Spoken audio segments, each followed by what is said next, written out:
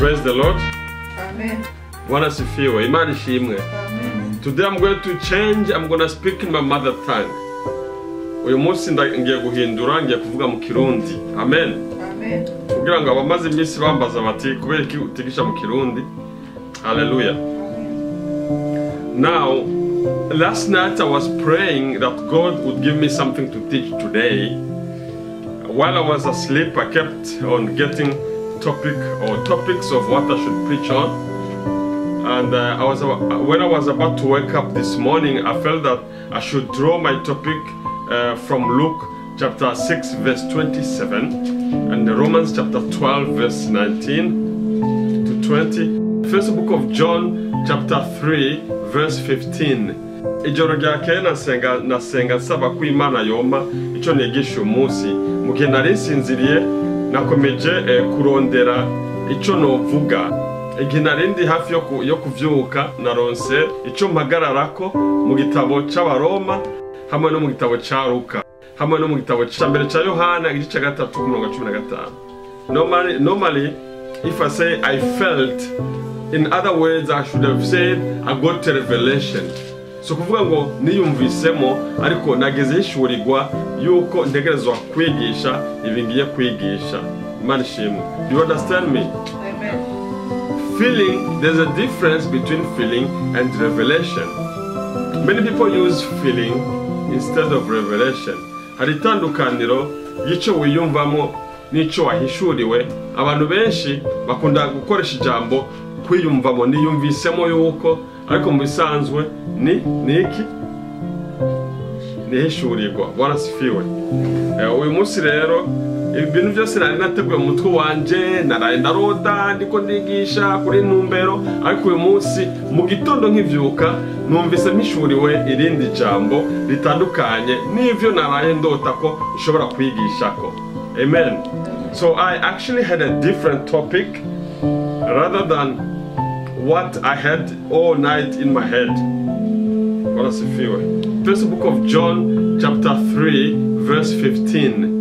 Igitabo ca mbere ca Yohana igice ca 3 ku murongo wa 15. Igitabo ca mbere ca Yohana igice ca 3 ku murongo wa 15. Everyone who hurts his brother is a murderer, and you know that no murderer has eternal life abiding in him. Everybody that hates his brother is a murderer. Amen. Umuntu wese yanka mwene se n'umwicanyi. Umuntu wese tubere biti mu Kirundi. Yohana wa mbere igice cya 3 ku murongo wa 15. Wanka mwene data wundi n'umwicanyi, kandi murazi yuko atamwicanyi yogira ubugingo budashira ngo bugume muri we. Kandi murazi ko atamwicanyi yogira ubugingo budashira ngo bugume muri we. Hallelujah. The Bible says there is no killer that can have eternal life, and so that eternal life can stay in him. Please, can you repeat it again? Can you repeat the verse? Everyone who hates his brother is a murderer, and you know that no murderer has eternal life abiding in him. Amen. So to think that somebody will die someday, it happens. But if it's in the same way you think that yourself will die one day, it's normal to think that somebody will die one day, but if you are also thinking the same to you or the same for you. Amen. Birashika kwiyumvira yuko umuntu azofa umunsi umwe, nimba ari mu buryo bumwe wiyumvira ko nawe ubwawe uzova kuri iyi si umunsi umwe. Biracari vyiza, nta kibi kiri mu ciyumviro kwiyumvira ko umuntu azopfa canke kwiyumvira ko nawe uzopfa. There's nothing evil about thinking that one day you will die or somebody will die one day. There's nothing evil about that. Amen? There's nothing evil when a thought has invaded you, but don't allow the thought to make you desire that somebody will die. Amen? Sikizira icyumviro kikujemo yuko hari umuntu azopfa cyangwa wowe uzopfa, ariko wirinde icyo cyiyumviro. Icyo cyiyumviro ntigigutere kwifuza ko nakazopfa.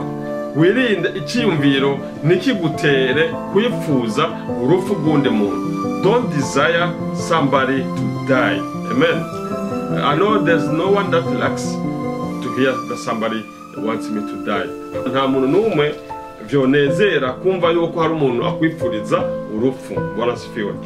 It's still okay, there's nothing wrong about thinking. Biracari vyiza nta kibi kiri mu cyiyumviro. Because if you desire someone to die, that's hatred. If you desire someone to die, that is hatred. Noba wiyumvira ko umugenzi wawe yopfa cyangwa umuntu yopfa, ngo n'urwanko ijambo ry'Imana ritubwira. That's why we have read that verse that somebody, anyone that does what is a killer. Anyone that does what? Anyone that hates his brother is a killer. Because if you already desire that someone will die, you wish someone will die, that is hatred.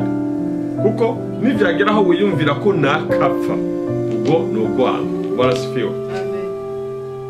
So we are not allowed, the love of God does not allow us to hate anybody. Urukundo rw'Imana ntirutwemerera kwanga umuntu n'umwe. And the love of God does not allow us to kill somebody. Urukundo rw'Imana ntirutwemerera kwica n'umuntu n'umwe. Bwana sifiwe. Urukundo ntirutwemerera kwica n'umuntu n'umwe. Anybody that have received the love of God is not allowed to hate anybody or to kill anybody. Umuntu uwo ni wo wese yakiriye urukundo rw'Imana ntiyemerewe kwica umuntu n'umwe. Let's open the first book of John chapter 4 verse 20. Reka turabe muri Yohana wa mbere igice cya 4 ku murongo wa 20. Ijambo rivuga iki? Yohana wa mbere igice cya 4 ku murongo wa 20. The first book of John chapter 4 verse 20. If anyone says, I love God and hates his brother, he is a liar. For he who does not love his brother whom he has seen cannot love God whom he has not seen. Mtu akisema anampenda Mungu naye anachukia ndugu yake ni mwongo, kwa maana asiyempenda ndugu yake ambaye anamuona hasiwezi kumpenda Mungu ambaye hakumuona. Amen. The book of John chapter 4 verse 20. Yohana wa mbere igice cya 4 ku murongo wa 20 havuga ngo, umuntu niyavuga ati nkunda Imana akanka mwene data wundi aba ari umubeshi, kuko udakunda mwene data yabonye ntibishoboka ko akunda Imana atabonye. Amen. Amen. If you don't love the brother that you see with your own eyes, you cannot say that you love God that you don't see. Iyo udakunda mwene data ubona, ntushobora kuvuga ngo ndakunda Imana kandi utayibona. Bwana sifiwe. Amen. If you love your brother, it makes sense to love God. Birumvikana gukunda Imana iyo ukunda mwene data. Amen. Your brother can also mean your neighbor or a stranger or a foreigner. Your brother can also mean your neighbor or a stranger or a foreigner. Mwene wanyu bishobora gusigura kandi umubanyi wawe cyangwa umunyamahanga cyangwa umuntu wakavantara, umuntu utazi. Hallelujah. Mwene wanyu bisigura umuntu utazi. It can also mean a foreigner. Bwana sifiwe. God told the Israelites that they should love foreigners because they also used to be foreigners in a way in Egypt. Imana abwiye Abisirayeli yuko bategeza gukunda abanyamahanga kuko nabo bigeze kuba abanyamahanga muri Egypt, muri Egiputa. Amen. Muri Egiputa. So, if you wish someone's death, you have gone beyond thinking, because that's mere thinking should be okay if it's also about you someday that you will die. But if it goes beyond thinking, that means that one day you might even plan to kill someone. Kuko kuvyiyumvira bisanzwe icyo ni ikintu gisanzwe. Ariko bimaze kurenga ibyiyumviro cyangwa umaze kugira umugambi wo kwica umuntu uba ucitse umwicanyi. Bwana asifiwe. If you have a plan or a plot to kill somebody, you also have become a killer or a murderer. Bwana asifiwe. Amen. Mane dufashe cyane. May God help us.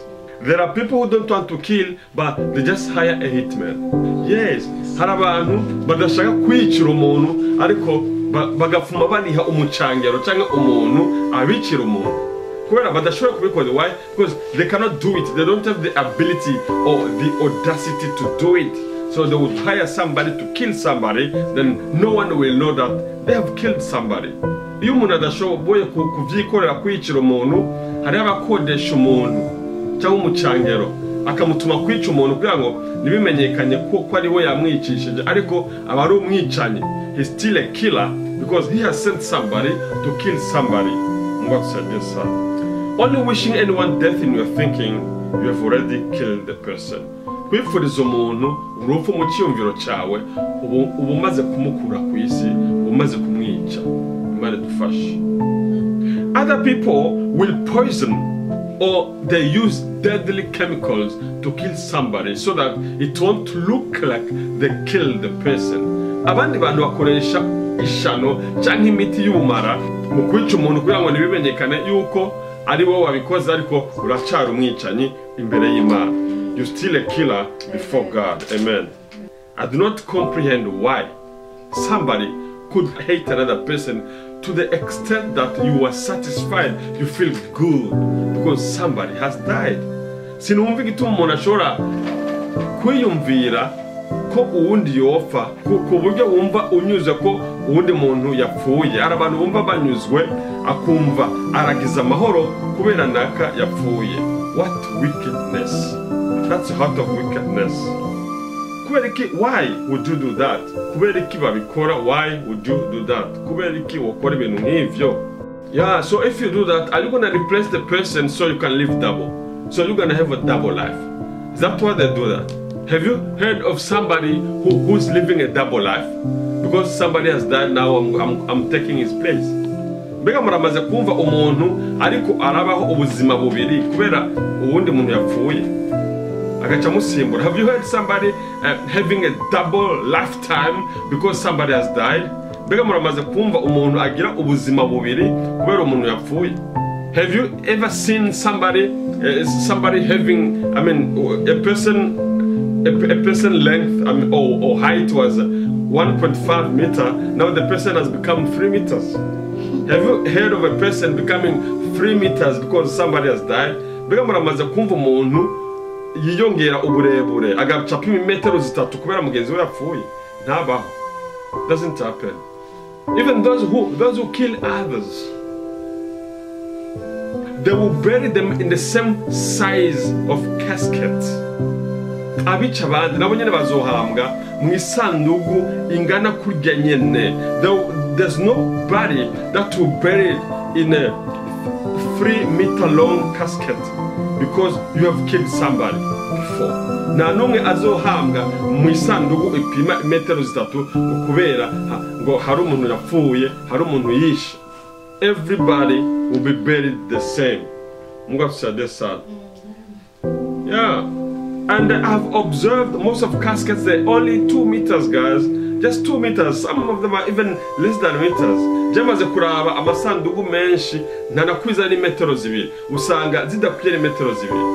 Nabantu bake cyane muri iyi si, bake cyane tuzi bakunja metero 2. It's a few people, guys, who have 2 meters. Have you met someone who has the height of 2 meters? Have you? Have you? Urahura n'umuntu apima metero 2 once rimwe.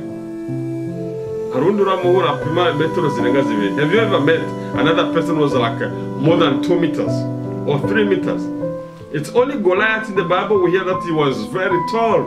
Ne Goliath gusa muri Bibiliya tuvuga ngo yari muremure gusumba abandi. Turazi ko hari abantu barebare ku isi ariko ni bake. We know that there are people who are very tall in the world, but ni marugwa. There are a handful of them. Yes, ni marugwa. Bwana sifiwe. No one will live longer because somebody has died. Nta n'umwe azoca abaho imyaka irenze ngo kubera mugenzi we yapfuye. Mungu atusaidie sana. Amen. Yes, you know the scary thing. The scary thing is when you die, they will accumulate all the ground on you.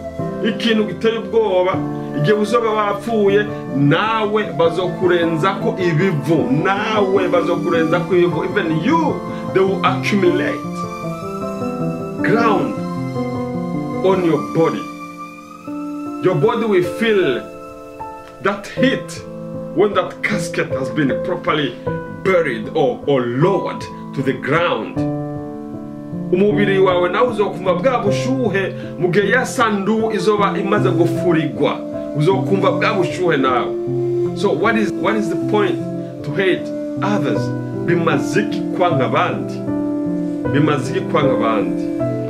Everybody will be buried, everybody will be covered by the ground. Umuntu uwo ari we wese azorundwa kwibivu. Kenshi na kenshi mu Kirundi tuvuga abantu batukana ngo urakarenzwe ivu, ariko tukibagira yuko twese tuzorenzwe. Urakarenzwe ivu. Some people, they insult each other and they say one day they will accumulate ground on you, but they forget even them one day it will be the same. Umunsi umwe bizoba kuri uwo ari we wese. Mungu atusaidie sana. Yeah, there is no need to say urakarenzwe ivu. When there is torrential rain, the mud water will reach you as well. Amen. Mugihe hazoba hari imvura y'isegenya, bijya biziba nawe bizogusangayo. You will be alone. No mother, no father, no son, no auntie, no uncle, no PA. There will be no secretary in that place. You will be all alone. Uzoburi wenyene. Mama wawe si hazobari, papa wawe si hazobari, muyomba wawe canke nyokorome si hazobari, nyogosenge si hazobari, abavyara bawe si hazobari, umusekreteri wawe si hazobari, ugufasha ku kazi si hazobari. Uzoburi wenyene, inyakamwe uzoburi wenyene nkuko wavuye mu nda ya nyoko. You will be alone, all alone, the same way you came from your mother's womb. You will be all alone. Muyale matope, muile joto, muri bujya bushuhe, muri bujya vyondo. You will be all alone. Imani tufasha cyane. So there is no need to hate other people. So why do you wish somebody is dead? Why do you wish that somebody is dead? None kubera iki wifuza ko mugenza we apfa? Kubera iki wifuza uwundi urupfu? Anyone who knows God cannot hate. It's obvious that the love of God does not allow us to kill anybody. It doesn't allow us even to harm our enemy. Biragaragara yuko ijambo ry'Imana ritatwemerera kwanga abandi. Ijambo ry'Imana ntitwemerera no gukomeretsa n'abansi bacu. Imana ishimwe. Ijambo ry'Imana nitwa dufise urukundo rw'Imana. Ijambo ry'Imana cyangwa urukundo rw'Imana ntirutwemerera no gukomeretsa n'abansi bacu. Tureke ibyo kubica. Bwana asifiwe. The word of God does not allow us to even harm our enemies, talk less of killing them. Bwana asifiwe. So we have read already in the book of John, the first book of John, chapter 4. Can you refresh my mind? If anyone says, I love God and hates his brother, he is a liar. A liar.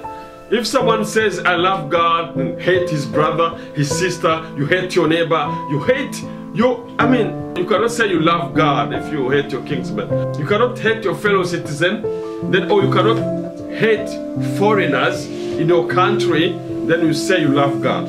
Ntushobora kwanga uwo musangiye igihugu, ntushobora kwanga umunyamahanga ari mu gihugu cyawe hama uvuge ngo urakunda Imana, ntibibaho. Doesn't happen. Now you're going to ask me a question. Can a child of God have an enemy? Ushobora kumbaza ikibazo none umwana w'Imana ashobora kugira umwanzi. Can a child of God, if you say love your enemy, can a child of God have an enemy? uvuze ngo kunda abansi bawe cyangwa kunda umwansi wawe, mbega umwana w'Imana aremererwa kugira umwansi? Aremererwa kugira umwansi? Can somebody answer me? Does the child of God, is a child of God allowed to have an enemy? No. Umwana w'Imana mbega aremererwa kugira umwansi mu nyishure? Oh yeah. But let's see what the Bible says. Let's read Luke and Romans at the same time. Dusome Luka n'Abaroma tubisomere rimwe. Luka igice cya 6 ku murongo wa 27. Let's read Luke chapter 6 verse 27. We're going to also read Romans chapter 12 from verse 19 to verse 20. Kandi turasoma n'Abaroma igice cya 12 ku murongo wa 19 kugera ku 20. Reka dusome mu izina rya Yesu. But I say to you, love your enemies, do good to those who hate you, bless those who curse you, and pray for those who spitefully use you. Beloved, do not revenge yourself, but rather give a place to wrath. For it written, revenge is mine, I will repay, say the Lord. Therefore, if your enemy is hungry, feed him. If he's thirsty, give him a drink. Luka 6:27 avuga ngo, ariko mwebwe mwumva ndababwire, mukunde abansi banyu, mugirire neza ababanga. Mukunde abansi banyu, mugirire neza ababanga.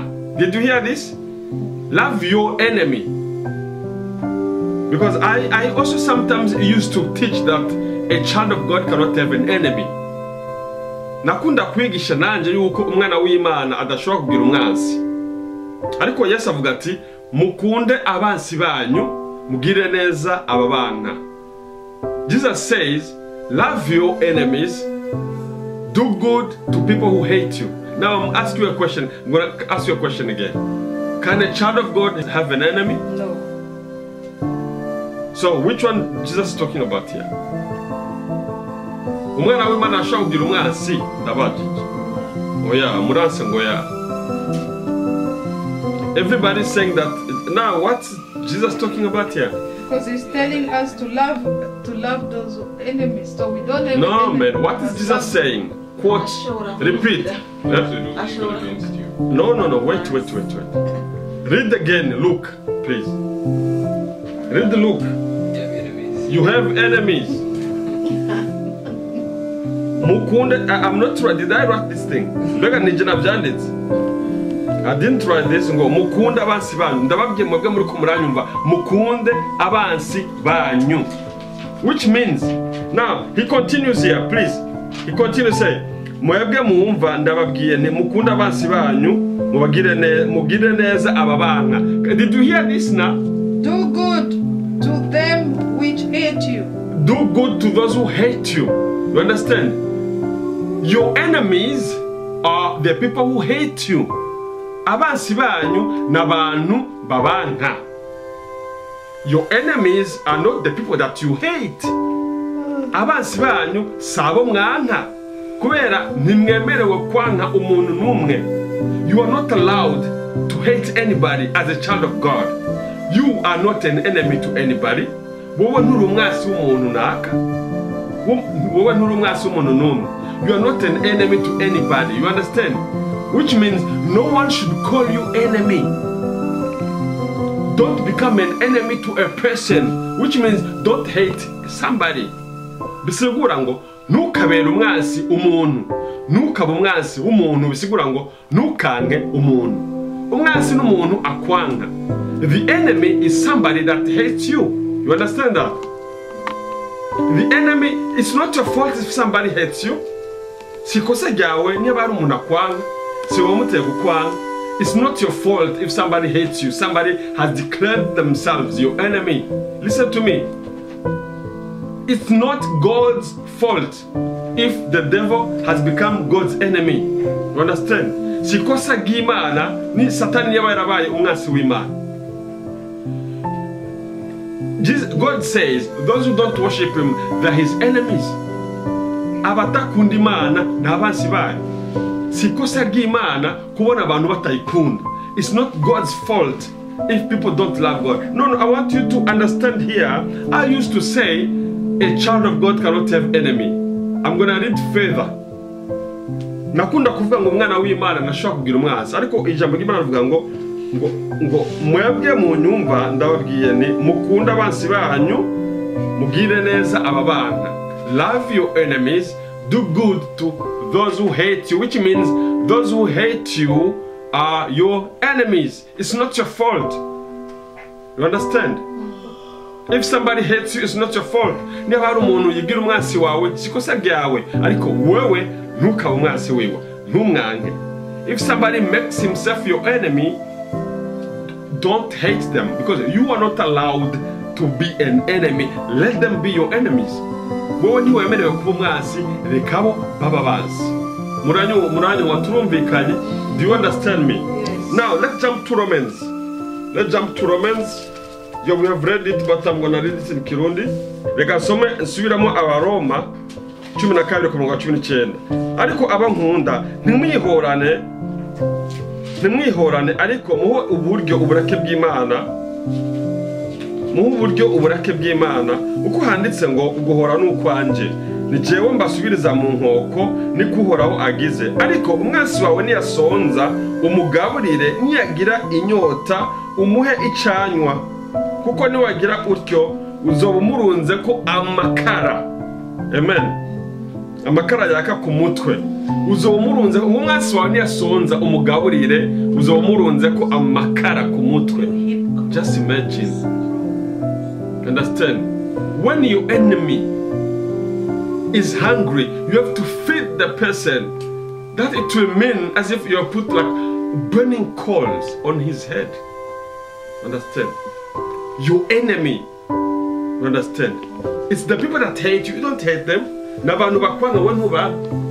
don't have to hate anybody. You don't have to hate your enemies. Understand? Let them be your enemies, but don't be the enemy. Reka babe abansi bawe, ariko ntukababera abansi, ntube umwansi kubera niwemerewe kwanga. Urukundo rw'Imana ntirukwemerera kuba umwansi w'undi muntu. Reka bo babe abansi. The love of God does not allow you to be an enemy to anybody. Let them be enemies. Hallelujah. Pray that they live long so that they will see what God is gonna do in your life. Ubareke babeho. Ntiwifurize abansi bawe gupfa. Basengere kugira ngo bagumeho, barambe kugira ngo babone ibyo Imana izo gukorera. Hallelujah. Amen. What's that verse in Psalm chapter 23? Tell me the verse. Do you have that? Verse 5. Huh? 23 verse 5. Okay. Zaburi 23 ku murongo wa 5. Zaburi 23 ku murongo wa 5. We're gonna read as well. Zaburi turabe ico Zaburi ivuga, ico umukozi w'Imana Dawidi avuga hano. Zaburi 23 ku murongo wa 5 ngo untegurira ameza mu maso y'abansi banje, wasize amavuta mu mutwe, igikombe cyanjye kirasesekaye. Murumvise? Untegurira ameza imbere y'amaso y'abansi banje. You prepare a table before my enemies. Hallelujah. God will prepare a table before your enemies. So don't wish your enemies to die. Ntiwifuze ko abansi bawe bapfa. Oh yeah. Reka babeho kugira ngo barabe ivy'Imana izokubwirira, ivy'Imana izokubwirira. Bwana sifiwe. Amen. If you are an enemy to somebody, you have to repent. Niba uri umwansi w'umuntu utegerezwa kwihana. Bwana sifiwe. Amen. Repent. Change the way you think about them. Ni wihane uhindure ivyo ubiyumvirako. Bwana sifiwe. Amen. Change the way you think about them. You have to do what to them? Answer me. What do you have to do to your enemy? To kill them? To do what? Love them. To love them. And to do what again? To feed them. Feed them. Buy them a car. Buy them a house. If you see a person that hates you, buy him a house. Hallelujah. Ubonye umuntu akwanga, mugurira imodoka, mugurira inzu. Nibwo rukundo rw'Imana. Bwana sifiwe. Amen. Hallelujah. Amen. Iya Kenya mubariki na pesa. Iya Kenya muhezagiza amafaranga. when they are broke, give them money. Bless your enemy. That's what the Bible says. Now, it's easy for you to just feed your enemy. You give them cheap junk food. Is that what you want to do? Muyumvira ko ari byoroshye gusa umunsi wa mugaburire bwacumuha imikembe n'ivyema ngura mugaburire oya Bibiliya ivuga ngo mufate neza hezagira ababavuma. Haleluya. Bishobotse mugurire n'inzu, mugurire n'imodoka, mugurire ikinga. Haleluya. Umunsi wawe. Yeah, I'm not joking. Sindiko ndatebura vugishije ukuri. Mugurire ikintu cyiza umwansi wawe. Kubera nibwo rukundo rw'Imana. Bwana sefiwe. Icyo kitwereka yuko tudategerezwa kwica cyangwa kwanga. Nitwemerewe kwica cyangwa kwanga abansi bacu. Umwana w'Imana wogejwe n'amaraso ya Yesu cyangwa wambaza izina rya Yesu Kristo, ntabwo wemerewe kwica umwansi wawe, ntabwo wemerewe kwanga umwansi wawe, ariko tubahezagire. A child of God filled with the Holy Spirit of God, washed in the blood of Jesus Christ. You are not allowed to hate your enemy. You are not allowed to kill your enemy. Bless them. Hallelujah. Amen. Bless them. Bless them. If you had planned to kill your enemy, now save their lives. Save their lives. And God will reward you for that. No, about what we kwica umwansi wawe. Kiza ubuzima bwiwe. Kiza ubuzima bwiwe. Kandi Imana izobiguhembera. Amen. Amen. Hallelujah. Now we are going to pray for strength. Tugiye gusaba inkomezi. Imana idufashe gukunda abansi bacu. Mungu, may God help us to love our enemies. May God change the way we think about our enemies. Hallelujah. Imana hindure uburyo twiyumvira ku bansi bacu. Dutangura kubahezagira no kubasengera. Imana ishimwe. Hallelujah. Amen. Today, I encourage you to start exercising love towards them, kindness towards them. That is the will of God.